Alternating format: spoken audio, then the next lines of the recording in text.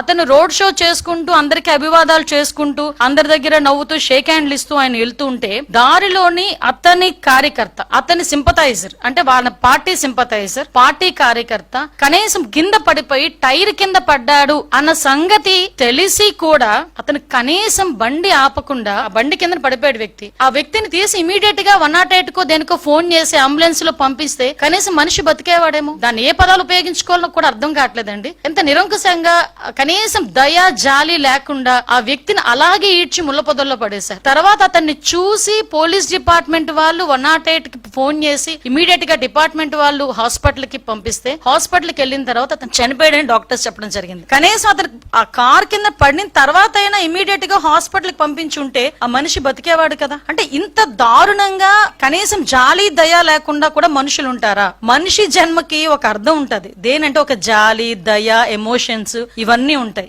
ఏ emotions లేని కాకి లాంటి ఒక కాకి చచ్చిపోతే 100 కాకులు వస్తాయి. ఒక రోడ్డు మీద ఒక కుక్క చచ్చిపోతే 4-5 కుక్కలు వచ్చి కనీసం తీసి పక్కన పెట్టినంత వరకు అక్కడే చుట్టూ తిరుగుతూ అరుస్తా ఉంటాయి. అలాంటిది సాటి మనిషి, దట్టు వైసీపీ కార్యకర్త, నీ మీటింగ్ గురించి నీ ర్యాలీ గురించి నువ్వు పిలిస్తే వచ్చినవాడు దళితుడు కారు కడ్డంగా నీ కారు టైర్ కింద నలిగిపోతే తీసి హాస్పిటల్ కి తీసుకెళ్లగలిగేంత దౌర్భాగ్యమైన పరిస్థితిలో ఈ రోజు జగన్మోహన్ రెడ్డి ఉన్నాడా? అంత నిర్దయగా జగన్మోహన్ రెడ్డి ఉన్నాడా? జగన్మోహన్ రెడ్డి రాజకీయ లబ్ధి తప్పించి మనుషుల ప్రాణాలంటే లెక్కలేదా? ఇంత ఉన్మాద పరిస్థితిలో కూడా రాజకీయ నాయకులు ఉంటారా?